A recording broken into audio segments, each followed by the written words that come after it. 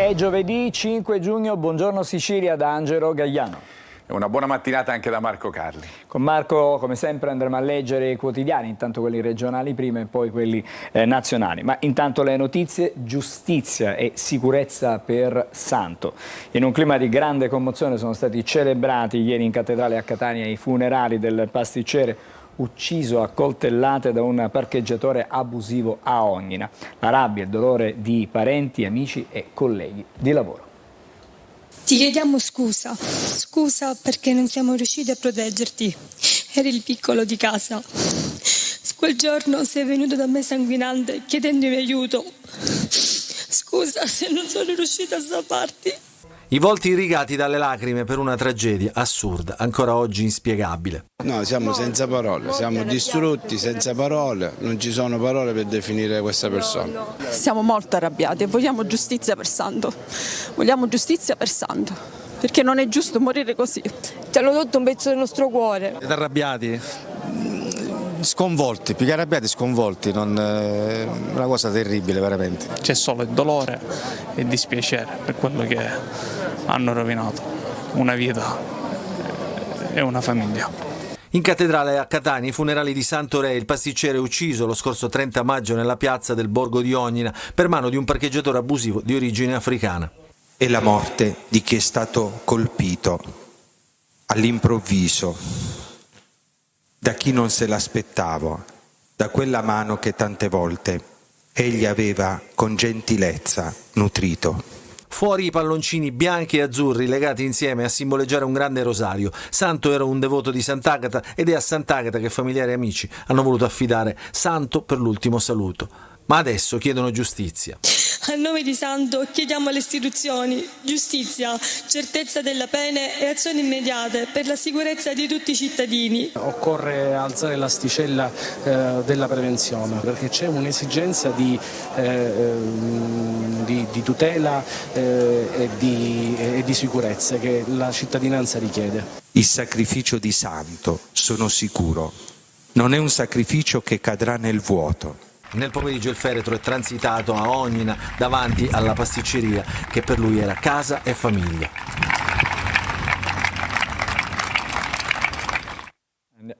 Andiamo subito da Marco Carli per cominciare la rassegna proprio da questa pagina assai dolorosa.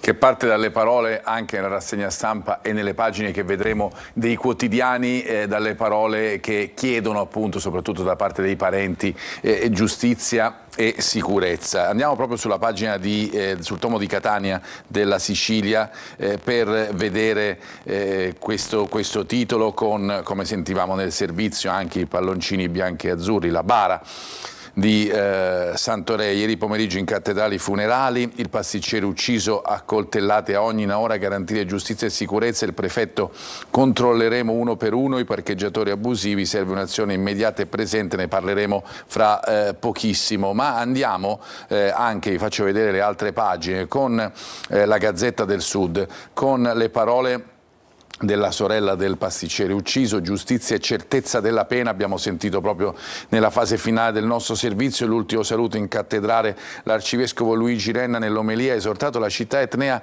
a risorgere non con la vendetta ma credendo nella legalità. Le stesse parole che troviamo anche in quest'altra pagina interna del quotidiano La Sicilia, quella di Santo, morte ingiusta, Catania soffre ma ora risorga nella legalità. L'omelia appunto dell'arcivescovo Renna, la straziante lettera della sorella, abbiamo sentito con le parole "scusaci".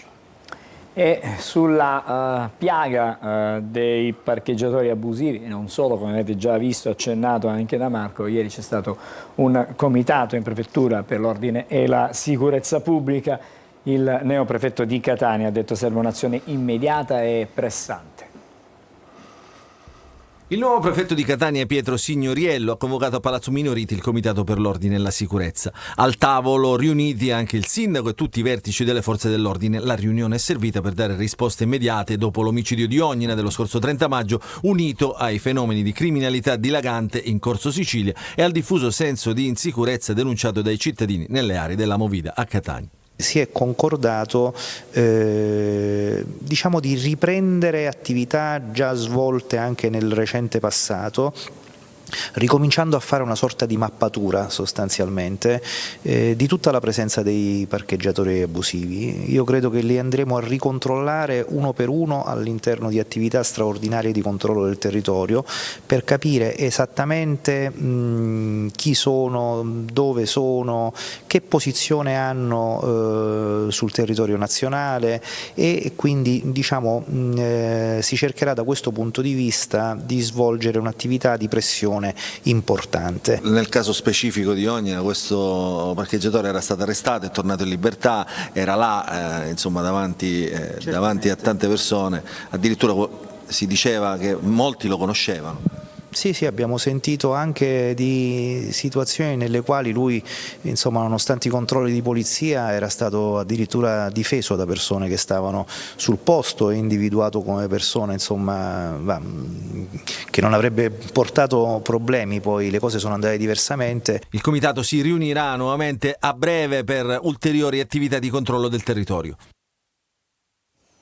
E allora subito per il neoprefetto di Catania diversi problemi da affrontare, a cui fare fronte. A cui fare fronte nell'eterno problema che è quello della sicurezza, appunto, da affrontare in tutti i giorni, nella vita di tutti i giorni, nella città di Catania come ovviamente in tante altre città. Il comitato in prefettura, abbiamo sentito di quella mappatura, siamo sulla Sicilia, subito predisposto una mappatura dei parcheggiatori abusivi presenti in città. Il prefetto che dice adesso è importante avere risposte giuridiche immediate, lo rivediamo anche all'interno dell'articolo di Francesca Aglieri Rinella, sono quei fatti che non vorremmo mai si verificassero, ha detto il prefetto, ed è molto importante poter avere delle risposte immediate da parte delle forze di polizia. Ma poi ha detto anche, oltre alla mappatura di cui abbiamo sentito anche nel servizio di Luca Ciliberti, si è discusso con il sindaco, ha concluso il prefetto, anticipo nulla, per capire se dal punto di vista giuridico c'è la possibilità di adottare strumenti di prevenzione nei confronti di chi svolge l'attività di parcheggiatore abusivo. E adesso andiamo in provincia di Caltanissetta. Avrebbe fatto ricorso ad accordi con imprenditori e professionisti, tutto questo alla fine di turbare le gare indette dal comune di Resuttano. È finito ai domiciliari il sindaco Carapezza. Altre 7 sono le persone, le misure cautelari che sono state emesse. Avrebbe favorito imprenditori e professionisti a lui vicini per garantirsi consenso politico e quindi vantaggi elettorali. È questa l'accusa mossa dalla procura di Caltanissetta al sindaco di Resuttano, Rosario Carapezza, arrestato dai carabinieri e condotto ai domiciliari nell'ambito di un'indagine che vede tra gli indagati anche altre 7 persone, tra impiegati comunali, liberi professionisti e imprenditori. Per 3 di loro è stata emessa la misura cautelare interdittiva della sospensione dell'esercizio di pubblico ufficio, per altri 4 il divieto temporaneo di contrarre con la pubblica amministrazione. 2 i reati contestati a vario titolo, la turbata libertà degli incanti e la falsità ideologica e materiale commessa dal pubblico ufficiale in atti pubblici. Secondo l'accusa, nel primo caso gli indagati avrebbero fatto costantemente ricorso ad accordi con imprenditori e professionisti al fine di turbare le gare indette dal comune di Resuttano, in particolare quella relativa alla realizzazione di un centro comunale di raccolta dei rifiuti urbani indifferenziati e quella per i lavori di manutenzione straordinaria ed adeguamento del campo sportivo. I fatti risalgono al periodo tra il 2019 e il 2022. La turbativa si sarebbe concretizzata, secondo l'ipotesi accusatoria, nell'accordarsi preventivamente sugli esiti del procedimento, nel manipolare l'estrazione dell'offerta da inviare alla fase della procedura negoziata, nel redigere falsi verbali di sorteggio e di gara. La contestazione delle ipotesi di falsità ideologica commessa dal pubblico ufficiale in atti pubblici riguarderebbe invece l'affidamento di incarichi di progettazione, di direzione di lavori e manutenzione di edifici scolastici e comunali. E vediamo anche quest'altra notizia sui quotidiani della nostra regione. Siamo andati già subito, Angelo, sulla pagina della Sicilia che vi facciamo vedere con questo titolo: il comune come un'azienda privata, incarichi e appalti ad amici e parenti, stiamo parlando ovviamente di Resuttano, con l'inchiesta sindaco e domiciliari e il GIP Luparello che dice occasione di arricchimento per i sostenitori. Oltre gli appalti che abbiamo sentito all'interno del servizio, lì vengono ripresi anche in questo articolo gli appalti pubblici entrati nel mirino dei carabinieri, tra questi lavori di ristrutturazione del municipio, che non è stato ancora riaperto, nonostante la spesa di 1 milione di euro, l'efficientamento di una scuola media e lo stadio, come abbiamo sentito, lavori che sono già stati aggiudicati ma che poi sarebbero stati affidati con piccoli lavoretti da compiere in paese, che avrebbero appunto gestito questi altri 2 indagati, Carapezza e Barbieri, che vedete nella foto, che avrebbero gestito l'affidamento appunto della progettazione o i piccoli lavoretti da compiere.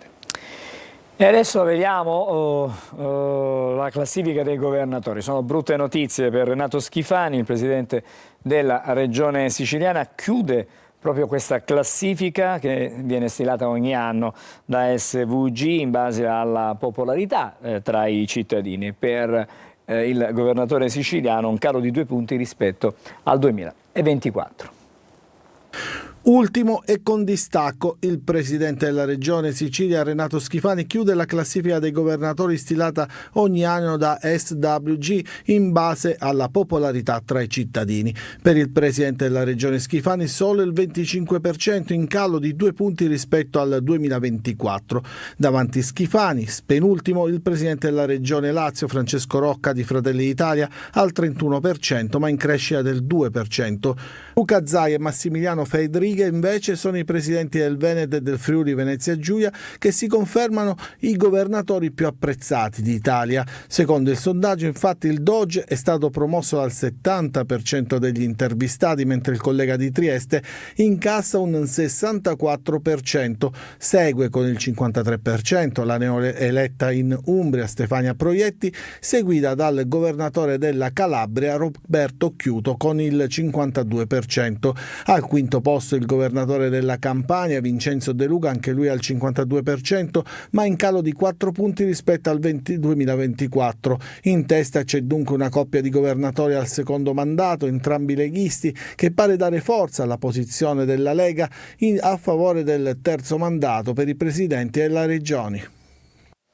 Certo non è un bel segnale per il governatore Schifani, che oggi fra le altre cose ha tanti impegni, uno di questi è quello di un incontro all'Ars per cercare di capire cosa succede sull'A19, ma intanto vediamo cosa succede in questa classifica. Impegni sicuramente importanti, Angelo, per quanto riguarda Schifani, e impegni che poi si riflettono non certo sulla classifica che vi facciamo vedere, ma anche sull'indice di gradimento, almeno per quanto risulta da parte dei cittadini. Perché guardate, qua ci sono anche le percentuali in questa classifica che vi facciamo vedere, con Schifani che è al 25%, oltre a essere appunto ultimo come detto. In testa, come sentivamo dal servizio di Francesco Triolo, c'è Luca Zaia del Veneto al 70%, e poi c'è Federica del Friuli Venezia Giulia col 64%. Capite la differenza, che è notevole, insomma c'è una forbice,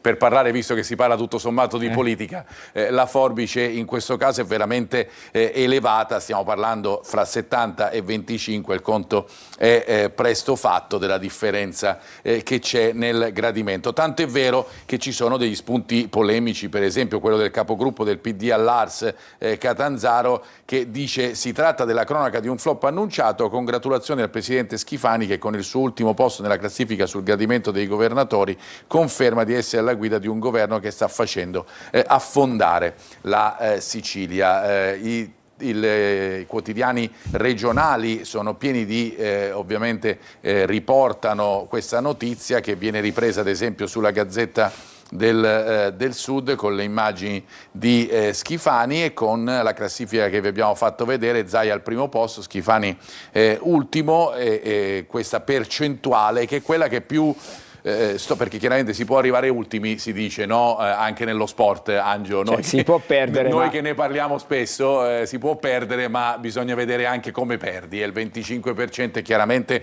una percentuale certo che fa riflettere. In ombra anche Fontana della Lombardia, Emiliano della Puglia e Marsilio dell'Abruzzo, oltre a Rocca del Lazio. Andiamo a vedere le prime pagine dei quotidiani regionali, partendo dalla Sicilia. Come al solito ci sono delle notizie che ritroveremo anche sui quotidiani nazionali, come ad esempio la Russia che gela Trump e il Papa. Ieri ci sono state importanti telefonate sia fra Trump e Putin, sia fra Putin e il Papa. Ne parleremo appunto nelle cronache nazionali e internazionali. Questo murales per Totò Schillaci, inaugurato il murale di Schillaci al CEP.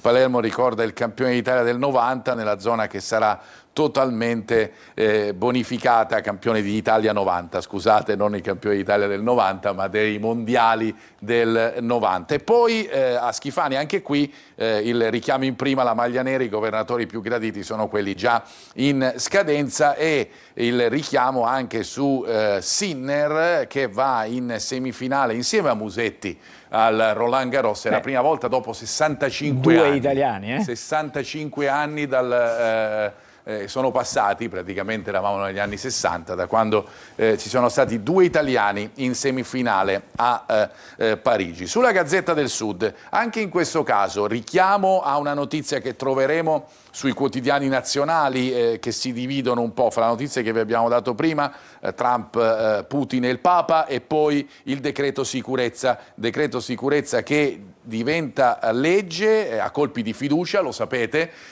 sfiorata la rissa in Senato, le opposizioni sedute a terra per protesta gridano vergogna, il testo prevede norme sulle detenute madri, una stretta sulla rivolta in carcere, provvedimenti contro l'occupazione delle abitazioni. Anche di questo parleremo fra poco. Sul giornale di Sicilia invece si parla della manovra regionale, manovra sì senza intoppi, soldi pure per i più poveri, regge l'accordo trasversale all'Arsen, il piano finanziario da 50 milioni di euro, i fondi per i centri di assistenza e per i laboratori di analisi, un sostegno anche agli aeroporti minori. E poi c'è la A19 nel caos, ne parlavamo prima, l'autostrada che ha diverse difficoltà con l'intesa fra le ditte, i lavori accelerati o rinviati, il patto con ANAS e Regione, più operai e turni di notte, parte dei cantieri slitta a dopo l'estate per evitare appunto code e problemi ulteriori. Sulle pagine interne, a parte la notizia che vi abbiamo dato in precedenza, qui siamo su Gazzetta del Sud, legata ai funerali di Santoré, appunto il murale nel suo quartiere, la memoria di Schillaci che vive, il grande bomber di Italia 90, e poi il Consiglio dei Ministri sulla situazione maltempo, 12,6 milioni che arrivano alle province di Catania e Messina. Sull'inchiesta invece del Basian, la morte del Sub, ci sono altri due indagati, la morte del Sub appunto per il recupero del veliero. Andiamo oltre, vi faccio vedere ancora altre notizie sempre di carattere regionale che troviamo sempre sulla Gazzetta del Sud. Se ne parla da tempo ed è il tema un po' di quello che sarà il referendum del prossimo fine settimana. Stiamo parlando dei precari, vita da precari e pensione da fame, destino amaro per 10.000 siciliani. Il comitato regionale INPS osserva sono persone sulla via della povertà e della sopravvivenza, circa 600 euro mensili pur avendo lavorato per oltre 35 anni. Appello al governo Schifani e alle forze politiche, è un dramma sociale che deve essere affrontato, indubbiamente è un tema che è molto sentito qua in Sicilia. Il problema del lavoro lo sappiamo, ma anche chiaramente di quelle che possono essere le risorse poi destinate per la pensione delle persone che hanno lavorato. Chiudiamo con un riferimento allo sport, Angelo, e al Catania. In questo momento se ne parla un pochettino di meno della società rossazzurra, perché si attendono le notizie più importanti come quella dell'allenatore, del direttore sportivo. Sulla Sicilia troviamo la notizia del presidente Pelliga che sarebbe in arrivo a Catania per gettare le basi e puntare più in alto, a giorni il vertice con il tecnico toscano per individuare i 6 o 7 rinforzi e gli esuberi da cedere. La programmazione del club Torre del Grifo rimane una priorità, nelle prossime ore potrebbe essere decisa la data dell'asta al rialzo. Vedremo come finirà questa vicenda. Prima di andare a collegare la Pol Strada, vi do una notizia che riguarda la città di Trapani, una notizia di servizio.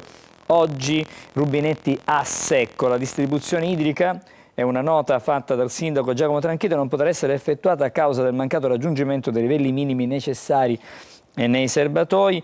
La distribuzione potrebbe riprendere in serata oppure nella giornata di domani, quindi situazione piuttosto complicata. Adesso, come anticipato, come ogni mattina, ci colleghiamo con la Polstrada, il compartimento della Sicilia orientale. Andiamo a Sant'Agata di Militello, dove c'è l'ispettore Filippo La Rosa. Buongiorno, ispettore. Buongiorno direttore, dal compartimento Polizia Stradale della Sicilia orientale. Fortunatamente questa è una tranquilla mattinata di sole sulla rete viaria della Sicilia orientale, ove non si segnalano particolari criticità. Sull'autostrada Messina-Catania segnaliamo code in uscita al casello di San Gregorio in direzione Catania per il consueto traffico intenso. Sulla tangenziale di Catania si segnalano code e traffico intenso in direzione Siracusa. Analoga situazioni e conseguenti rallentamenti tra lo svincolo di San Gregorio e Catania Centro in direzione sud. Ricordiamo relativamente alla tangenziale di Catania che fino al 13 di giugno, nella fascia oraria dalle 9 alle 18, permane la chiusura al traffico della rampa d'ingresso dello svincolo Zia Lisa in direzione Messina. Ci spostiamo adesso sull'autostrada Catania-Siracusa-Modica, ove nel tratto tra Avolo e Cassibile in direzione nord, quindi Siracusa, è interessato da un divieto di transito per i mezzi pesanti con massa superiore a 7,5 tonnellate. Sull'autostrada Catania-Palermo prestare particolare attenzione e guidare con prudenza a causa dei molteplici cantieri che interessano tale autostrada. Sulla strada statale 121 Catania-Paternò segnaliamo i consueti rallentamenti tra Piano Tavolo e Mister Bianco in direzione Catania. Alla luce degli innumerevoli interventi di ammodernamento che interessano la rete viaria siciliana, con la presenza di cantieri che condizionano il normale flusso veicolare, corre l'obbligo di sensibilizzare gli automobilisti ed in particolare i motociclisti che affollano le strade e autostrade della nostra stupenda isola in questa stagione, al rispetto delle prescrizioni della segnaletica stradale per lavori in corso. In particolare raccomandiamo il rispetto dei limiti di velocità e del divieto di sorpasso. Dalla Polizia Stradale è tutto, buona strada. Molto bene, grazie, ringraziamo l'ispettore Filippo La Rosa, ci parlava stamattina da Sant'Agata di Militello, il compartimento quello della Sicilia, della Polstrada, compartimento Sicilia orientale.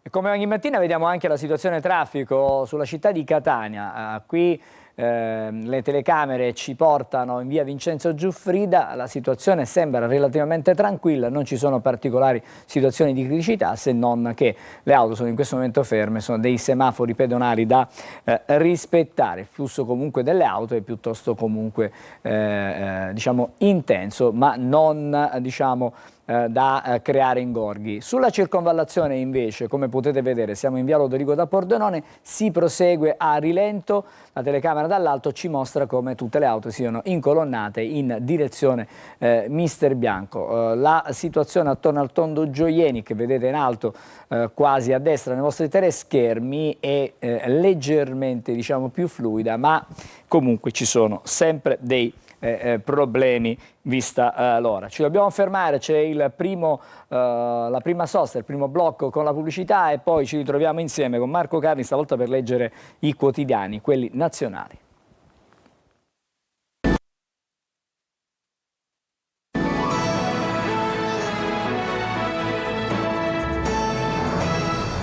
Come promesso è il momento dei quotidiani nazionali. E Angelo, l'apertura dei quotidiani nazionali è come sempre in questo periodo, tranne quando c'è un po' di mezzo la politica, e anche oggi vedremo c'è una parte dedicata alla politica. Tanti quotidiani aprono con le scelte della politica italiana, ma molti preferiscono ancora l'argomento internazionale, quello della guerra soprattutto russo-ucraina, perché ieri ci sono state 2 telefonate importanti, una fra Putin e Trump, e Trump non ha avuto certo un riscontro positivo da questa telefonata, non si è sbilanciato più di tanto sulle trattative, e una fra Putin e il Papa, con il Papa che ha chiesto a Putin di fare un gesto. Intanto Putin pensa alla rivincita, e lo vediamo qui sul Corriere della Sera, perché andiamo a vedere proprio il titolo che è esemplificativo della situazione in questo momento. Putin a Trump: colpirò l'Ucraina, il Cremlino che accusa Kiev di terrorismo e annuncia ritorsioni per i raid sulle basi aeree. Zelensky pronto all'incontro tra leader. La prima telefonata tra il Papa e lo Zar, con Leone XIV che appunto dice: Mosca faccia un gesto per la pace. Vi dicevo della questione politica che ieri si è esaurita attorno al tanto discusso decreto sicurezza. Sì, appunto, al decreto, lo troviamo nel taglio centrale della prima del Corriere. Le opposizioni protestano, sit-in nell'aula del Senato, la stretta Meloni che dice più tutele per i cittadini, dall'altra parte le tutele vengono chiamate repressione. E poi entreremo un po' nel vivo anche di questa notizia. Per quanto riguarda lo sport, invece di parlare di Sinner, almeno in prima pagina, e di Musetti, il Corriere della Sera torna sulla questione calcio e sulle scelte degli allenatori, i sogni diversi di Inzaghi e Ancelotti. Ancelotti, lo sapete, è andato a allenare il Brasile, Inzaghi invece va in Arabia Saudita. Chiaramente, insomma, Ancelotti ha una storia anche diversa rispetto alle vittorie, va a sedersi sulla panchina del Brasile. Andiamo a vedere qualche prima pagina, proprio per dare l'idea anche di quello che vi abbiamo raccontato in precedenza attraverso la prima del Corriere, perché guardate qui, Putin a Trump e al Papa, niente pace. Fondamentalmente Putin resta sulla sua posizione. Telefonate dello zar con Leone XIV, il presidente degli Stati Uniti, che rivela: mi ha detto che risponderà agli attacchi ucraini. Per cui questa è la prima notizia, per cui una guerra che continua. Però c'è l'appello del Vaticano perché arrivi un gesto, e su questo si ritorna ad esempio sull'Avvenire, perché si parla della prima telefonata. Putin chiama il Papa e lo ringrazia per la disponibilità e apre sui bimbi prigionieri in una conversazione con Trump. Invece annuncia la vendetta dopo i blitz di Kiev, per cui una apertura sotto un certo punto di vista di Putin con il Papa, con il ringraziamento per la disponibilità, ma la tregua sembra oggettivamente ancora lontana. Tant'è vero che c'è chi gioca un po' anche nei titoli su queste telefonate che ci sono state nella giornata di ieri, come il Riformista che parla di chiamate a vuoto. Questo è il titolo. Putin al telefono con Trump e Papa Leone XIV, niente tregua, pronta invece la rappresaglia in Ucraina. Questo è un tema che viene tracciato appunto dai quotidiani nazionali, che parlano appunto di queste notizie legate al futuro della guerra in Ucraina e in Russia.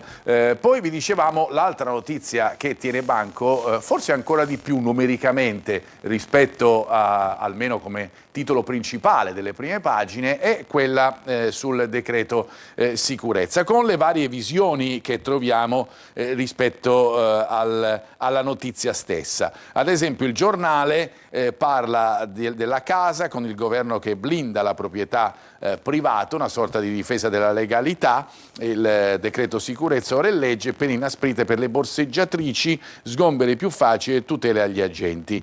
Intanto, e poi c'è questa frecciata all'opposizione, l'opposizione difende chi delinque. Questa la reazione andata in scena ieri al Senato da parte dei senatori dell'opposizione, quasi a dire non possiamo fare niente. Ricordiamo che il decreto è stato approvato a colpi di fiducia.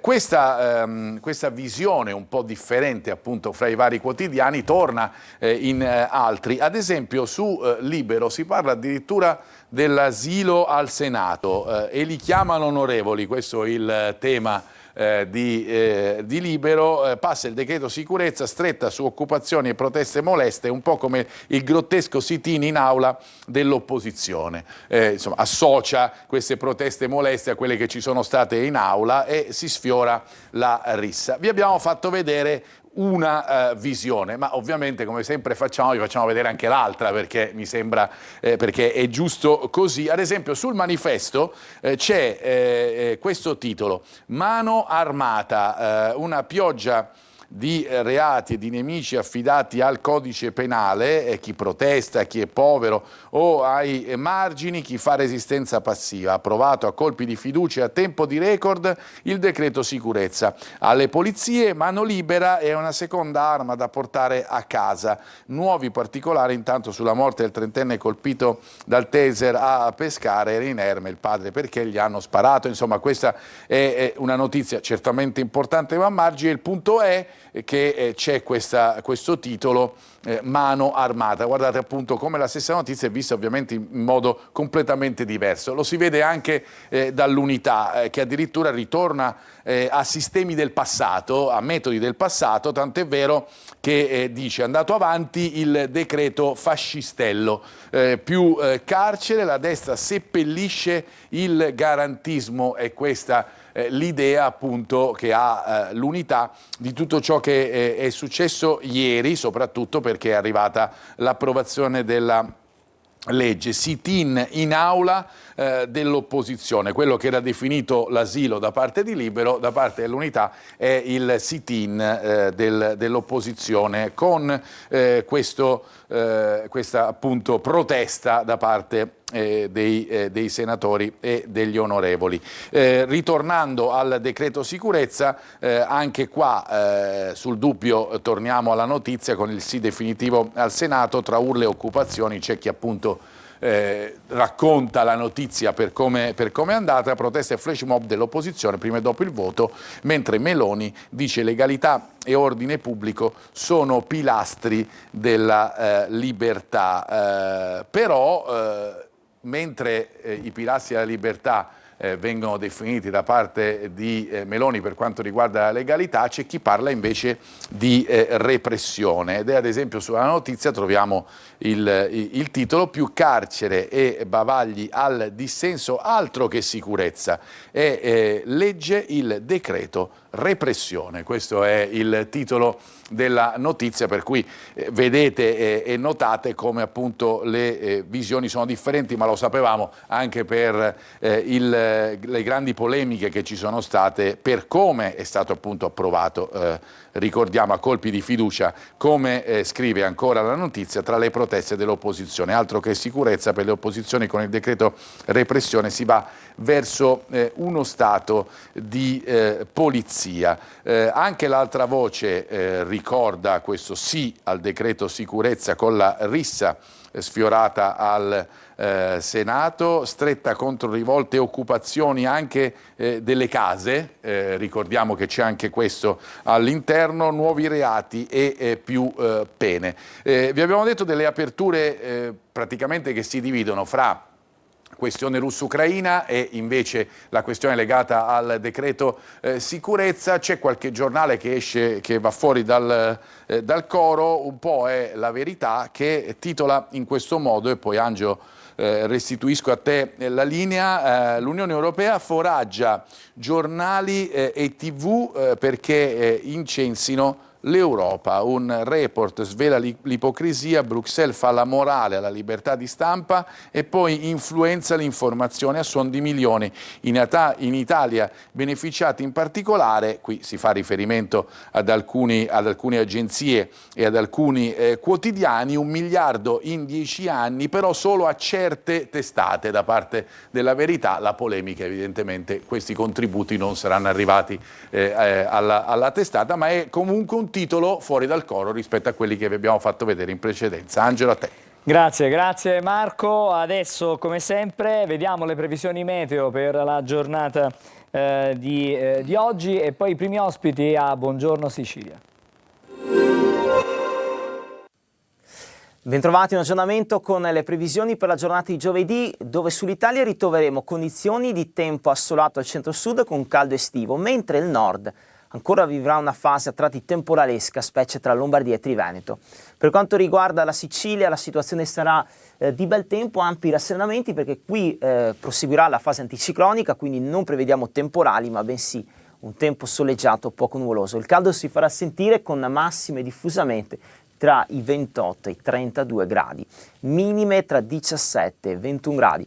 La tendenza per la giornata successiva di venerdì: non cambieranno le cose, quindi ci appresteremo a vivere un fine settimana sempre con l'alta pressione, con cielo sereno poco nuvoloso, vento debole, al più qualche raffica moderata. Caldo sempre ben presente su tutta l'isola, con le temperature che oscilleranno diffusamente tra i 29 e i 32 gradi, ma ci saranno anche occasionali punte fino a 35-36 gradi, quindi via via il caldo si farà più intenso in questo weekend. Ulteriori dettagli sulle vostre località scaricando l'app di Trebimeteo, visitando gli articoli sul nostro sito web.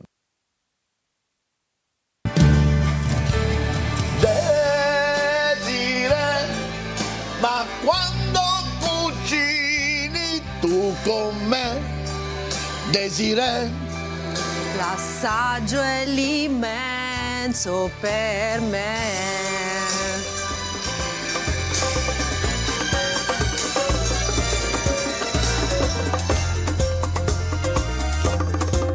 Tutti i giorni su Antenna Sicilia. Eccoci di nuovo insieme a Buongiorno Sicilia e do il benvenuto a Pino Liberti. Buongiorno. Buongiorno, grazie. Presidente di un congresso importante che si svolge a Catania a partire da domani, e anche per dopodomani si parlerà di antibiotico resistenza, un tema molto sentito in questo periodo. Con lui c'è anche il professore Bruno Cacopardo, buongiorno, che è il direttore di malattie infettive dell'Arnas Garibaldi di Catania. Dico bene? Allora, con il dottore Pino Liberti abbiamo parlato tantissimo in altre circostanze del Covid, no? Abbiamo parlato tanto e volevo fare un parallelismo tra il Covid e il problema serio che viene posto dall'antibiotico resistenza, perché pare che, secondo gli esperti, a partire da qualche anno si potrebbero avere anche 10 milioni, 2050, 10 milioni di morti a causa proprio dell'antibiotico resistenza. Ma qualche esperto, non siamo noi gli esperti, sono gli esperti dell'Organizzazione Mondiale della Sanità, preconizzano anche più di 10 milioni di morti, che sono più l'anno, che sono più di quelli che ha fatto il Covid. Con una differenza: il Covid lo abbiamo affrontato e sconfitto. Questa è un'altra delle tante sfide che gli infettivologi hanno dovuto affrontare nel tempo. L'AIDS affrontato e sconfitto, l'epatite B, l'epatite C affrontate e sconfitte, la MERS, la SARS, il Covid affrontati e sconfitti. Adesso ci troviamo di fronte a questo avvenimento drammatico che è l'adattamento dei germi alle terapie antibiotiche, e quindi la non risposta dei germi, la selezione di germi difficili che rispondono male agli antibiotici, e in questo senso serve adesso una strategia complessiva, una sinergia tra esperti, istituzioni, cittadini che debbono smettere di fare il medico fai da te e utilizzare gli antibiotici in maniera indiscriminata. E solo così riusciremo, non dico a sconfiggere, ma finalmente ad arginare il fenomeno. Vado adesso dal professore Cacopardo perché lei dirige un reparto, diciamo così, dove ogni giorno si ha a che fare con infezioni. Immagino che per lei, per chi lavora con lei, è un grandissimo problema questo. Sì, è un problema del quale abbiamo visto nel tempo il cambiamento, la modifica radicale. Il paziente infettivo è cambiato perché è cambiata la medicina è più aggressiva, è più chirurgica, più invasiva, più dotata di terapie immunosoppressive. Quindi il paziente tipico non è più il paziente forte, di mezza età, senza fragilità immunologiche. Spesso il paziente invece è un paziente fragile, anziano, che ha provato diversi antibiotici e provando gli antibiotici ha selezionato dei ceppi resistenti. Questo comporta per noi la difficile scelta di un antibiotico che si adatti e che funzioni contro l'infezione, cosa che non sempre riesce in prima battuta.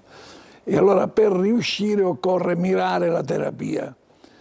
C'è quella terapia che noi prima facevamo empiricamente, il paziente veniva, aveva la febbre, noi provavamo un antibiotico e di solito andava bene. Ora invece la terapia è più mirata, cioè dobbiamo ricercare il batterio, il microbo, fare il cosiddetto antibiogramma e puntare la terapia con precisione sul germe. Ma può capitare, adesso faccio una domanda da profano, che pur avendo fatto l'antibiogramma, come diceva lei, a un certo punto l'antibiotico non funzioni contro questo batterio? Si può capitare per due ragioni. Uno, a volte il germe è velocissimo a sviluppare resistenza. Ce l'ha già pronto il parterre genetico che seleziona la resistenza. Appena noi partiamo con l'antibiotico, il germe apre lo scudo e si difende. E in secondo ordine, quando si fa l'antibiogramma e quando si fa la coltura, spesso c'è un germe emergente che è quello che si trova in coltura, ma dietro le quinte ci sono degli altri germi che noi possiamo immaginare come nascosti, i quali, tolto di mezzo il germe primario, vengono fuori, quindi ci danno la sensazione erronea che non stia funzionando la terapia. Allora, insomma, c'è da lavorare parecchio. Torno di nuovo dal dottore Liberti. 2 giorni in cui ci si confronterà, chiaramente si cercherà di capire.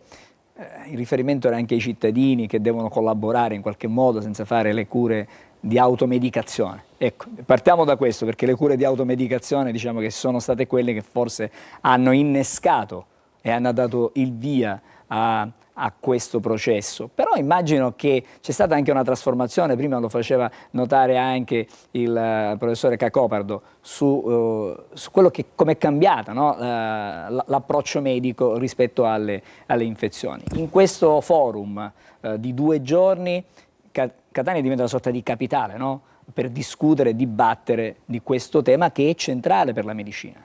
Forse capitale è troppo. È uno degli obiettivi del PNRR, l'antibiotico resistenza, quindi se ne parla ovunque ed è un problema che finalmente riesce ad emergere e a essere attenzionato anche dalla politica. Devo dire però che in Italia siamo indietro, perché se l'Italia insieme alla Spagna, insieme alla Grecia rappresenta una primatista, siamo tra le nazioni che hanno più sviluppato antibiotico resistenza. Non ce n'è in Norvegia, molto meno in Germania, proprio perché si è ricorsi meno alla terapia antibiotica in quei paesi indiscriminata, perché c'è meno fai da te, perché non si prende l'antibiotico al primo starnuto, mentre noi in qualche modo lo abbiamo fatto, e bisogna cominciare a instillare nella mente dei cittadini che l'antibiotico non è la soluzione, qualche volta è il problema. Ed è quello che stiamo tentando di fare nel nostro piccolo, ma con un'azione che è in sinergia con altre azioni che nel mondo, ma in Italia in particolar modo, si stanno svolgendo. Professore Cacopardo, volevo fare una domanda Ma quanto ha influito, se ha influito l'epidemia di Covid anche sul mutamento delle abitudini dei pazienti? Se c'è stata una influenza, perché a un certo punto in quel periodo non si sapeva cosa fare. Sì, no? C'è stato un evento paradosso e noi ci saremmo aspettati che in quel periodo, per una riduzione forzata delle terapie antibiotiche di altro tipo, si sarebbe realizzata una ripresa, un recupero della sensibilità. L'opposto della resistenza agli antibiotici è la sensibilità agli antibiotici. Invece non solo questo recupero non è avvenuto, ma è avvenuto un incremento dell'antibiotico resistenza. Se lei prende un germe come Klebsiella pneumoniae, un germe che dentro gli ospedali si aggira in maniera inquietante da alcuni anni a questa parte. Un germe che colpisce le vie respiratorie. È un germe che colpisce l'apparato urinario, le vie respiratorie e che ha dei tassi di resistenza spaventosamente alti, impegnando un'autentica sfida sanitaria. Ebbene, i tassi di resistenza di Klebsiella sono andati aumentando progressivamente dal 2020 al 2025, del 5-10% l'anno, fino a diventare intollerabili, attualmente molto, molto complessi da eradicare. C'è una linea guida, ci sono in questo momento già delle linee guida da adottare, come affrontare questo problema? Ma intanto sono germi che circolano soprattutto in ospedale e quindi bisogna andare in ospedale il meno possibile, bisogna stare ricoverati in ospedale il meno possibile in tutti i reparti. Proprio ieri mi è capitata una signora le cui figlie non volevano che venisse dimessa anche se stava bene, ma doveva fare la TAC fra 7-8 giorni. E dice, ma la teniamo in ospedale così fra 7 giorni si trova già qui. No, perché rimanere in ospedale più del tempo dovuto rappresenta un rischio su quelle che noi definiamo ICA, cioè le infezioni correlate all'assistenza, che sono dovute soprattutto al germe di Klebsiella pneumoniae, come diceva il professore Cacopardo, all'Escherichia coli multiresistente, all'Acinetobacter baumani, che è un altro dei germi difficilissimi da trattare. Quindi questa è una delle accortezze da avere da parte dei cittadini. Da parte degli operatori sanitari serve una cautela, quella che noi definiamo infection control, cioè controllare le infezioni mediante una serie di accorgimenti che si fanno all'interno dell'ospedale, che rappresentate soprattutto dal lavaggio frequente delle mani, che sono i maggiori veicoli di trasporto di questi germi da un paziente all'altro. Torno dal professore Cacopardo perché ci sono stati evidentemente altri confronti, vi siete già in qualche modo incontrati. Sì.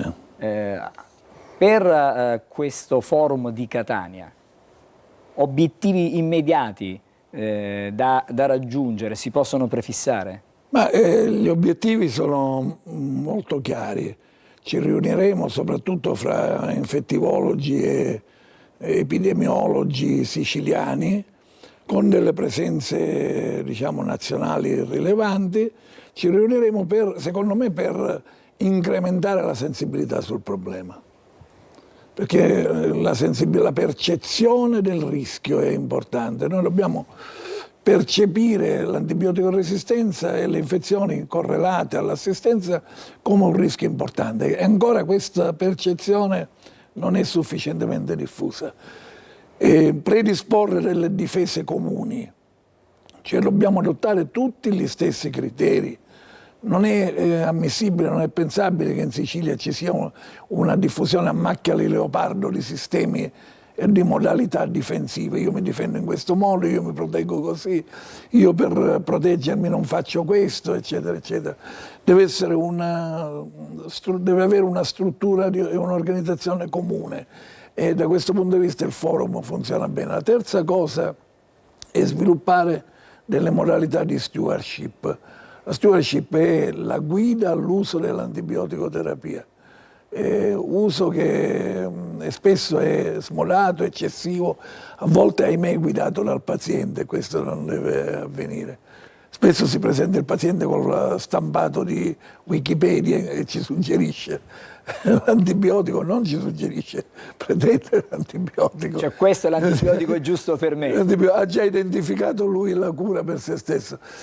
Questo sarebbe meglio, ecco, sarebbe prudente che non avvenisse. È un problema culturale allora È un problema anche culturale, secondo me. Perché non so che ne pensa Pino, ma a mio avviso è un problema. Sì, ma non c'è dubbio, non c'è dubbio. Noi eravamo abituati a pensare, noi italiani dico, negli anni '80, che le malattie infettive fossero un fenomeno in via di estinzione. Tanto che quando io mi sono iscritto a malattie infettive nel 1985, i miei genitori mi dissero: tu non farai mai i soldi, e avevano ragione, ma mi dicevano anche: ma tanto sta finendo, cosa vai a fare? Beh, nell'arco di questi 35-40 anni, come dicevo all'inizio, abbiamo sconfitto l'AIDS, il Covid, le epatiti. Adesso c'è quest'altra sfida, però c'è una scarsa percezione del problema da parte dei cittadini, ed è giusto che sia così, perché queste sono cose che ci diciamo tra di noi, ma le occasioni come quella di oggi, vi ringrazio per averci invitato, servono a sensibilizzare anche i cittadini sulla problematica, perché i cittadini debbono fidarsi dei medici e debbono affidarsi ai medici, perché affidarsi a Google va bene fino a un certo punto. Lo facciamo tutti quando dobbiamo programmare un viaggio, ma quando dobbiamo programmare una terapia salvavita forse è meglio che ci si affidi a degli esperti veri. Allora, l'appuntamento, volevo aggiungere qualcosa? No, concordo in pieno. Concordo in pieno. Appuntamento per domani e per dopodomani c'è il forum infettivologico, l'obiettivo è l'antibiotico resistenza, esperti abbiamo detto dalla nostra regione, anche nazionali. Ci sarà qualcuno che arriva dall'estero? Dall'estero questa volta no. Questa volta no, però ci sono, diciamo... Avevamo un budget contenuto e quindi ci siamo dovuti limitare alla percezione del problema. Intanto è meglio che venga acquisita qui in Sicilia, che venga acquisita in Italia, e poi parleremo con... Bisogna cercare di intanto affrontare dove... Il problema è qui e ora. E bisogna, diciamo, cercare in qualche modo trovare delle soluzioni. Grazie allora al professore Bruno Cacoperto, che è il direttore di malattie infettive dell'Annars Garibaldi, grazie al dottore Pino Liberti, che è presidente del congresso che si svolge a Catania, per l'appunto il forum infettivologico. Grazie per essere stati con noi, buon lavoro. Grazie a voi per l'invito. E speriamo di aver raggiunto e aver lanciato un messaggio recepito da chi ci sta ascoltando questa mattina. Ci dobbiamo fermare, fra poco staremo ancora insieme, altro ospite, parleremo assolutamente d'altro a Buongiorno Sicilia.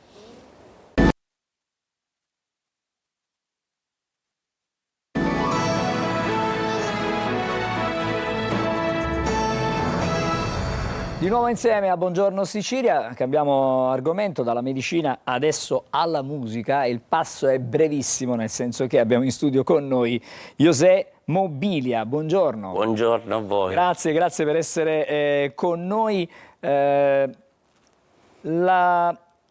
che viene subito leggendo le note biografiche tue alla mente è il fatto che tu 20 anni fa, diciamo così, hai scelto di lasciare la Sicilia, di lasciare la tua terra, la nostra terra, per andare a cercare, diciamo, certamente lavoro, immagino, e anche esperienze professionali, no? Esperienze professionali e una preparazione diversa. Sei andato a Roma, sì. Hai conosciuto tanto di questo mondo della musica, però adesso di fatto sei tornato a casa. Sono tornato a casa un anno fa circa. In realtà quasi 20 anni fa partii, non tanto per cercare lavoro, perché in realtà nel mio caso il lavoro ce n'era pure tanto. Ho cominciato però a un certo punto a avere questo desiderio di capire oltre i confini dell'isola com'era il mondo. Com'era da quale punto di vista? Naturalmente nel mio contesto, che è quello musicale, quello dell'arte, quindi questo desiderio di confronto per capire noi dove stiamo, chi siamo. Io ho cominciato un po' di movimenti in Europa. Rispetto a 20 anni fa, tu sei partito 20 anni fa, cosa c'era qui cosa non c'era qui che hai trovato dove sei andato, e venendo al contrario oggi cosa abbiamo noi che forse non hanno dove tu sei stato fino all'anno scorso? La seconda è più difficile. Allora, cosa avevano lì? Quello che ho trovato è che qui stava ancora iniziando una grande apertura, una grande disponibilità alla diversità. Ecco, io tra Amsterdam, Salisburgo, l'Italia era più o meno tutta una cosa. Noi pensiamo che la Sicilia si trovi lì a sud vicino all'Africa, ma in realtà l'Italia è tutto un blocco. Questa grande apertura in cui i generi musicali, le provenienze diverse si mescolavano serenamente, piacevolmente in produzioni e progetti che non tenevano tutto così dentro a delle categorie. C'era una sorta di promiscuità oppure delle influenze? Promiscuità pare brutto, no? Però promiscuità voglio dire di generi, si può anche utilizzare. Assolutamente. Le influenze musicali si confondevano? Assolutamente, siccome i miei interessi poi sono stati sempre questi di cercare di andare oltre i confini, le barriere o i preconcetti, cosa che 20 anni fa qui era difficile perché i musicisti classici stavano tra i musicisti classici, i jazzisti. Adesso diciamo che adesso è cambiato si fanno molto. Esperimenti diversi. Adesso no? assolutamente è cambiato tantissimo. Anche se su questo tema io non vorrei approfondire troppo perché probabilmente poi, insomma, dico che la musica nelle grandi linee non ci sono più grandi musicisti, nel senso che la musica commerciale, mi riferisco alla musica commerciale, è una musica campionata, è una musica che viene fuori dall'elettronica, ci sono dei sintetizzatori, ci sono delle macchine che producono dei suoni, in genere. Adesso tutti, ma in qualunque ambito lavorativo stiamo vivendo la tecnologia, insomma, questo shock dell'intelligenza artificiale perché non sappiamo che cosa succederà domani mattina. Però tu una scelta l'hai fatta, insomma, diciamo che sei un percussionista. Io sono di base un percussionista. Però hai scelto a un certo punto uno strumento in particolare, credo di avere capito, ma soprattutto a te piace moltissimo l'influenza jazz, posso dire? Sì, allora in realtà tornando al discorso di prima, questa mescolanza è la cosa che credo sia più interessante nel contemporaneo, tant'è che tutto l'ambito accademico, così ma anche nel jazz, nelle musiche popolari, quello che è successo è che si è cominciato a mescolare tantissimo musicisti e generi, tirando fuori nuovi, non voglio usare la parola prodotti, ma nuove soluzioni abbastanza inaspettate. La musica è sempre in evoluzione, no? Sì, quindi credo che quella sia la chiave. Magari certe volte si ritorna perché si pesca tanto dal passato, no? C'è questa commissione fra l'attuale e il passato, vengono fatti dei remake magari in chiave diversa, una canzone degli anni 60 viene riproposta oggi di grande attualità con ritmi, rap, oppure altre influenze. In realtà, tornando alla perché erano due complicate. Quello che oggi trovo qui che invece fuori trovo meno, o almeno dove sono stato, perché poi io mi sono fermato a Roma, che è una città con 1000 problematiche, ma nello stesso tempo con grandissime risorse, che dà tantissimo, specialmente nella formazione, perché veramente c'è una proposta culturale spaventosa, come 20 città sovrapposte, ecco. Roma è cosa incredibile, che mette pure ansia, tanta è la roba a disposizione. Il desiderio di tornare ad un certo punto però è arrivato per qualcosa che non riguardava solo la musica, ma questa prima parlavate di Covid, per esempio. Il Covid ha avuto un grande impatto su tutti. Lo dico perché questo ritorno ha corrisposto anche all'incontro con tante altre persone nel mio contesto musicale, ma non solo. Di persone sono ritornate, ma sono ritornate proprio nei paesi d'origine, anche in provincia, e non per problemi lavorativi o altro, proprio perché hanno avuto il desiderio. Così è stato per me, perché ad un certo punto si sono rimesse in discussione le priorità, cioè ma a livello esistenziale, cioè, quali sono le cose veramente importanti. E adesso sul territorio so che insegni. Io ho sempre insegnato, sono Però c'è un festival, appassionato si chiama Rebound, se non dico male, Rebound. nel 2024. Quali sono le finalità, diciamo, Rebound in sintesi? Rebound parte l'anno scorso con la prima edizione proprio a Motta Sant'Anastasia, che è il mio paese d'origine, che mi sono ostinato a portare quello che facevo prima tra l'Umbria e il Lazio, cioè la parte di organizzazione di festival che portano didattica, che portano concerti, ma farlo in provincia, perché spesso la provincia viene dimenticata, specialmente dai grandi eventi. Questo in Sicilia come in tutta Italia, in Nord diciamo Italia. Mentre credo che la provincia abbia non solo grandi risorse, ma anche il diritto, cioè i ragazzi che stanno in provincia hanno il diritto di avere anche a casa loro il passaggio di grandi artisti, possibilità di formazione, e questo si lega anche a un altro aspetto, ritornando al discorso di prima, al desiderio di fare la propria parte. In particolare una delle attività che mi ha visto coinvolto in maniera appassionata è quella della rigenerazione dei luoghi, quindi questo intreccio fra l'attività artistica e la possibilità di recuperare tanti spazi e tanti luoghi che erano stati dimenticati, e questo a cascata poi ha portato a... Non voglio usare la parola degrado, ma un scollamento sociale, un abbandono sociale poi. Nella tua, diciamo, idea c'è anche il recupero e comunque la valorizzazione della lingua siciliana. Esatto.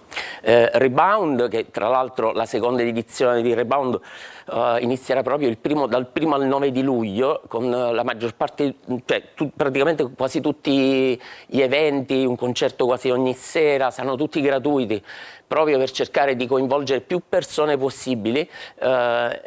Oltre al Rebound, a dicembre scorso abbiamo organizzato il Giardino del Re, che si richiama la corte di Federico II, dove la lingua siciliana era stata innalzata a lingua del regno.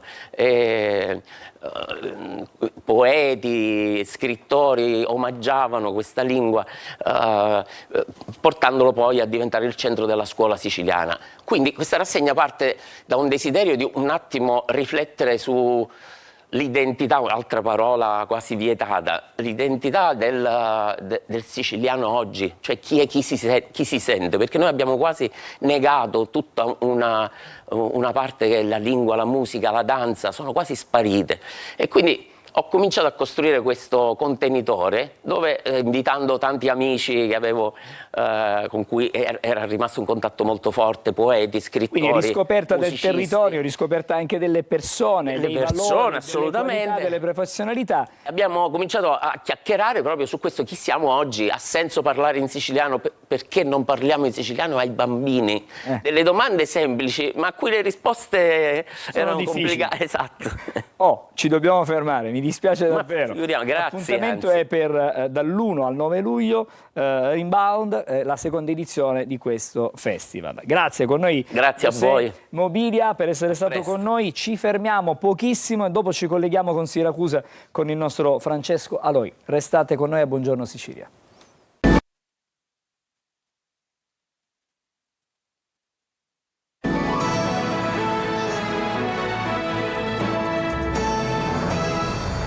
Eccoci, e come anticipato adesso ci colleghiamo con Siracusa. Per noi c'è Francesco Aloi, insieme a lui c'è un imprenditore. Siamo ad Ortigia, nel cuore praticamente del mercato di Ortigia. Ci sono tanti problemi in questo mercato. Cerchiamo di capire che cosa succede e perché sta succedendo. Francesco, a te. Sì, ciao Angelo, buongiorno Sicilia. Noi siamo al mercato storico di Ortigia. Lo vedete alle nostre spalle, non c'è il pienone che invece c'era fino a qualche anno fa. I siracusani disertano quasi questo mercato, vengono quasi solo ed esclusivamente turisti che però sono di passaggio, quindi poi non tornano. I commercianti sono arrabbiati, hanno chiesto più volte interventi all'amministrazione comunale, promesse ma nulla di concreto, come poi ci confermerà il nostro ospite, a cui do il buongiorno, Angelo Cappuccio. Buongiorno a voi. Lei è uno dei volti noti, storici quasi di questo mercato, storici forse non per l'età, magari dai, un po' Per l'età, anche per l'età. Però lei vede tutti i giorni quello che accade qui, questo mercato lo vive. Cosa sta accadendo nell'ultimo periodo? Sta accadendo questo, che noi i giorni passano, meno siracusani vengono. Che succede? Che vengono tanti turisti, però siracusani ne vengono pochi e niente per i parcheggi, per tutte queste divieti che hanno messo. O delle 10 qua, la zona Sedattieri. Insomma, Ortigia è quasi off limits, nel senso che i parcheggi pochi che ci sono solo per i residenti, ma del centro storico. Il Comune, in risposta, ha implementato il servizio di trasporto pubblico con delle linee che arrivano a Ortigia, però questo non basta. Basta, perché la gente non viene, perché ormai sono abituati a scendere qua. Perché sono Prego, no. La sentiamo bene, prego, vada. Tu dici. Qua il sindaco dell'amministrazione ci deve aiutare. Quindi chiedete aiuti al Comune? Francesco, che cosa chiedono nella sostanza? Perché io leggo che probabilmente sono arrivate anche, ci sono dei venditori abusivi nella zona, non vengono tutelati quelli che sono autorizzati. Molto spesso, diciamo, questo crea difficoltà a chi opera da sempre sul posto. Guardi, questo non lo posso garantire perché io non mi interessa di queste cose. Sarà l'amministrazione ad appurare qualcuno se c'è. Angelo, diciamo che qualche abusivo c'è al mercato. Io non lo so. Questo sì, anche a microfoni spenti alcuni operatori. Però quello che si chiede poi sono anche i controlli. Perché qui ci sono anche alcuni borseggi, mi diceva lei. Borseggi, qua non lo so se ci sono borseggi, perciò. Però è vero una cosa, che qua vengono solo americani. Vedete qua le squadre, così, un siracusano non c'è. A noi ci interessa che il sindaco ci dà una mano per i parcheggi e ci aiuti. Cappuccio, mi faccia capire, ma perché i siracusani non vengono? Perché non si può parcheggiare l'auto? Non si può parcheggiare, una vecchia di 80 anni, 85 anni come me che ha le cose nelle gambe, deve stare un'ora a aspettare l'autobus con le borse, ma lei a sua mamma la manderebbe qua. Questo è il discorso, con le macchine non possono entrare. Diciamo che non esistono nemmeno le pensiline per attendere l'auto. Niente, completamente, ma no, ma io il sindaco lo voglio bene, però qualche cosa per noi la deve fare, punto e basta. Poi tutto il resto se lo cercano loro. È un appello all'amministrazione comunale questo, per fare qualcosa per non fare morire questo mercato. Certo, ci deve dare una mano d'aiuto, è un peccato, questo è un mercato storico. Sì, nel frattempo qui altri operatori si avvicinano a noi, chiedono di parlare anche delle condizioni della strada. Ci sono delle buche sul pavimento dove qualcuno è anche caduto. Insomma, la richiesta possiamo dire è univoca, tutti chiedono più sicurezza e più tutele per questo mercato, insomma, più attenzioni. Aiutate e basta, che non riusciamo manco a darci la settimana ai ragazzi ormai. La verità è questa qua, perché vendiamo un quinto, un millesimo di una volta. Quindi se ci aiutano va bene, se no fanno quello che voglio. Tanto io ormai ho 80 anni, li sto andando a fare, mi devo ritirare prima o poi.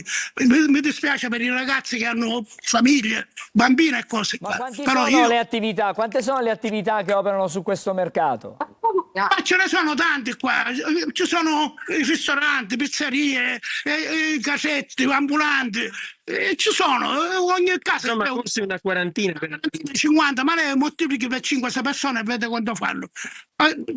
Certo, ci sono famiglie che vivono questo mercato. Supplichiamo il sindaco, l'amministrazione di aiutarci, punto e basta. Tutto il resto non ci interessa, perché non sono cose che a noi ci interessano. Poi se li cercano loro, semmai. A noi non interessa questo, interessa che ci aiuta. Il messaggio è chiaro, il messaggio è chiaro, è un appello all'amministrazione a non fare morire questo mercato, a mettere nelle condizioni gli operatori che stanno lì a Ortigia, al mercato di Ortigia, in qualche modo di poter lavorare e di portare a casa quello che si deve portare a casa. Un pezzo di pane. Esattamente. Qua la verità è una sola, che noi qua siamo in 5 e già siamo ridotti in 2. Ma che devo fare? Devo chiudere, perché non ce la faccio a pagare con queste vendite, né io né altri che vendono il pesce. Qua quelli che lavorano sono questi dei panini, cose, lavorano mezz'oretta, un'ora e poi se ne vanno, ma fanno solo spazzatura qua e basta. Francesco, allora l'impegno che noi possiamo prendere questa mattina, buongiorno Parlate Sicilia, col sindaco, è lo quello di supplichiamo. coinvolgere anche il sindaco e cerchiamo di capire che cosa si può fare veramente fattivamente perché il mercato di Ortigia possa non solo sopravvivere, ma in qualche modo rilanciarsi, possa ritrovare nuova vita per il futuro anche, perché immagino ci saranno anche tanti operatori giovani Ma tanti ragazzi che ereditano l'attività di famiglia, dico così, e quindi bisogna continuare. Ma io mio figlio non lo porterei mai qua. Allora. Mai, perché io sono pensionato, ma io come sta a campare chi. Allora Francesco, andiamo a chiudere questa mattina perché il tempo è praticamente finito. Che cosa ci puoi dire ancora di più? Perché poi dobbiamo andare a vedere altro. Sì, ti posso dire Angelo che gli operatori mi hanno detto, anche il signor Cappuccio, che qui i politici si vedono soltanto quando ci sono le elezioni, vengono, promettono, però poi quando vincono la tornata elettorale poi quello che avevano promesso non lo mantengono. Gli porto un esempio. I politici di Siracusa alcuni sono come le aragoste, quando prendono lo scoglio. Capito che cosa significa? Abbiamo capito, grazie. Grazie, È stato abbastanza chiaro. La metafora. Non voglio parlare troppo, perché voglio bene a Francesco come se fosse un figlio. Francesco è il sindaco. Il sindaco, sì. Va bene, va bene. Non voglio io dire una parola. Va bene, Angelo. Abbiamo capito. Grazie Francesca Loi, grazie al suo ospite Angelo Cappuccio, un imprenditore del mercato di Ortigia. Ci fermiamo adesso, vediamo le pillole di Almanacco e poi saremo di nuovo insieme a Buongiorno Sicilia. Le Nazioni Unite hanno disegnato il 5 giugno Giornata Mondiale dell'Ambiente per sottolineare l'importanza della protezione e della salvaguardia dell'ambiente e l'impatto che quest'ultimo ha sul benessere dei popoli e sullo sviluppo economico. A portare l'attenzione su tali tematiche fu la Conferenza sull'ambiente umano, meglio nota come Conferenza di Stoccolma, tenutasi nel 1972, che ha segnato una svolta nello sviluppo della politica ambientale internazionale, sensibilizzando sulla tematica. Sapete cos'è il radon? Si tratta di un gas inodore e incolore che può creare danni alla nostra salute se inalato in alte quantità a causa della sua radioattività.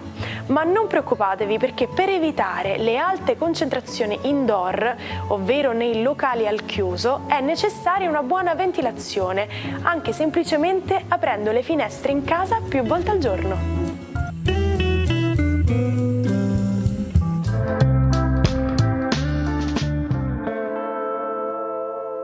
È il momento di Marco Amato, è il momento di conoscere cosa ci riservano oggi le stelle e in particolare oggi abbiamo un personaggio su cui puntare la nostra attenzione. Come sempre, ogni mattina. Buongiorno Marco. Buongiorno Angelo, buongiorno Sicilia. Buon caffè. Grazie. Allora, oggi i riflettori delle stelle si accendono su Alex Britti. E proprio perché il 22 giugno rilancerà il suo singolo, quello con cui segna una rinascita nella sua carriera musicale, che è Solo una volta, dopo una collaborazione perfettamente riuscita con Marco Mengoni, ecco che adesso, che è un Capricorno, ecco che adesso si associa a Clementino, anch'esso Capricorno, evidentemente segno vincente non si cambia. Alex è della Vergine, per cui è un sinodo di segni di terra. I segni di terra hanno dare concretezza, forza e struttura a tutto quello che sono le parti della loro vita, per cui Toro, Vergine e Capricorno sono sempre i più affidabili dello zodiaco. Auguriamo quindi al signor Britti un grande successo, proprio perché la forza della terra e della concretezza e della solidità saranno dalla sua parte. Marte. E adesso velocemente vi racconto quella che oggi viene vista dalle stelle come una splendida giornata, perché oggi ci sono due aspetti che caratterizzano il cielo, ovvero il sestile di Mercurio con Marte e quello di Venere con Giove, per cui la Venere è espansa e generosa con Giove, mentre invece Mercurio e Marte saranno assolutamente chiari e forti nel dire proprio ogni cosa che si pensa. Quindi succede che per Ariete tutto questo è assolutamente vantaggioso, proprio perché abbiamo sia la forza dialogica che serve, sia la romanticità che vi fa felici. Continuate bene. Toro, per voi Venere sta facendo meraviglie, per cui si sta assolutamente comportando il vostro pianeta in una maniera assolutamente espansiva, per cui quella voglia di serenità, di pace, di calma e di benessere che avevate viene finalmente compensata. Gemelli, per voi Mercurio si fa forte con Marte, per cui oggi sarete di parola chiara, forte e carismatica, ogni cosa che direte o farete avrà comunque tutto quello che riguarda la forza del cielo. Cancro, per voi la luna è una luna un po' ballerina oggi, proprio perché trovandosi in bilancia è una luna che passa dall'essere un po' ricercata, un po' a volte chiusa nelle sue fasi emotive, quindi una luna oggi che vi fa sognare quanto basta, ma che vi fa essere assertivi dove serve.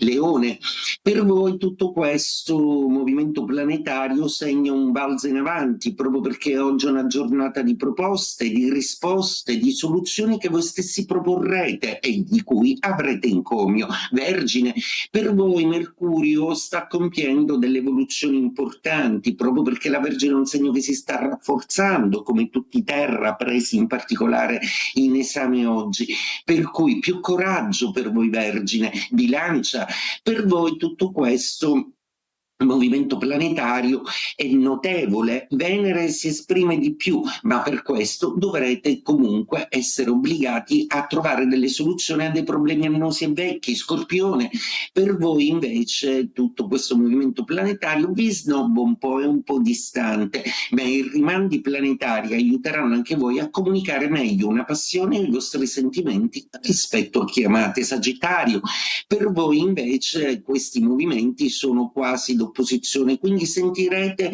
un po' di rumors intorno a voi. Rimanete comunque nel vostro ambito e siete sempre pazienti e accoglienti. Forse qualcuno oggi vi farà sorridere. Capricorno, per voi è un ottimo periodo, proprio perché le decisioni e tutto quello che i pianeti riguardano devono assolutamente confluire verso un progetto nuovo, più edificante, e ci riuscirete. Acquario, per voi tutto questo è notevolmente accelerante, soprattutto da un punto di vista sentimentale, in cui vi sciogliete e finalmente riuscite a esternare sentimenti. Pesci, per ultimi, ecco, per voi questi movimenti planetari sembrano un po' diversi, spigolosi, poco governabili, ma sicuramente vi divertirete a osservare tutto il contesto che avete intorno, anche apportando tutta una serie di interventi saggi e preziosi. E detto questo, auguro a tutti una splendida giornata. Buongiorno Sicilia. Grazie Marco, buongiorno anche a te. A domani. Vado da Marco Carri adesso per chiudere con i quotidiani. Andiamo a leggere la Gazzetta dello Sport? Eh sì Angelo, perché noi ci divertiamo un po' anche quando parliamo di politica a definire le differenze fra i vari quotidiani o a capire perché un quotidiano sceglie un'apertura particolare. Lo possiamo fare anche con la Gazzetta dello Sport di oggi,